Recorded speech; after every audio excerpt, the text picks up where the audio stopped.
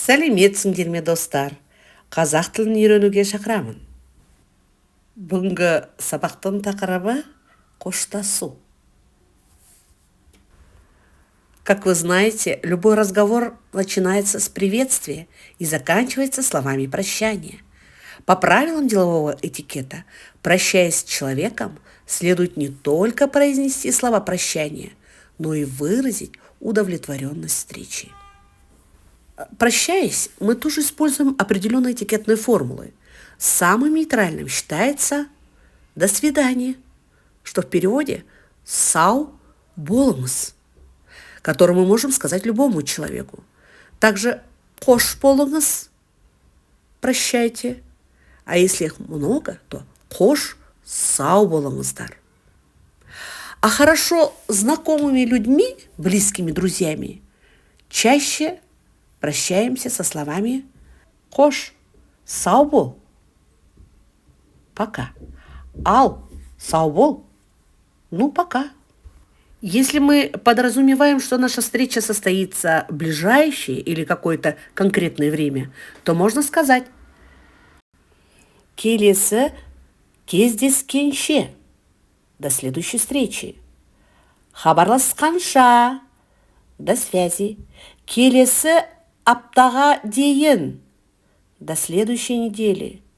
«Кешке дейін», до вечера, либо «ертеңге дейін», до завтра. Близкому знакомому при прощании вы также можете пожелать «аман бол», «будь здоров», «көріскенше күн жақсы», «увидимся в хорошем дне», «кездескенше күн жақсы», «встретимся в хорошем дне», «келесі кездескенше сау болыңыз», «до следующей встречи, будьте здоровы». Если кто-то уезжает, то мы желаем ему счастливого пути или доброй дороги. «Жолыңыз болсын», либо «сәт сапар». Если наш гость уезжает, то мы можем попросить его «келіп тұр», либо «келіп тұрыңыз», «приезжайте еще». «Амандық болса, тағы кездесерміз», «надеюсь, еще встретимся». А если этот уезжающий гость вы, то поблагодарите хозяев и скажите «жылы қабылдағаныңыз үшін рахмет». Спасибо за теплый прием. Тағы да кездесеміз деп үміттенемін. Надеюсь, мы еще встретимся. Көріскенше күн жақсы болсын. Всего хорошего. А теперь послушайте диалог между людьми разного возраста. Ассаламу алейкум, ата. Уағалейкум ассалам, балам. Денсаулығыңыз қалай? Шүкір, Құдайға шүкір. Көңіл күйіңіз қалай? Тамаша. Сау болыңыз. Аман бол, балам. Сәлеметсіз бе, аға? Сәлеметсіз бе?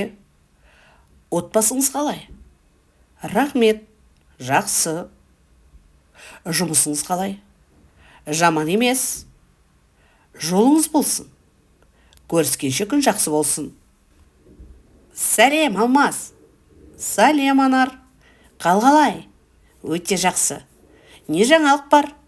Айтарлық ештеңе жоқ. Ал, сау бол. Хабарласқанша, сау бол. Урок хочу завершить казахской пословицей, которая звучит так. Үлкенге құрмет, кішіге ізет, старшему уважение, младшему почтение. Помните об этом, друзья. Будьте уважительны и уважаемы. Осымен бүгінгі сабағымыз аяқталды. Назарларыңа рахмет.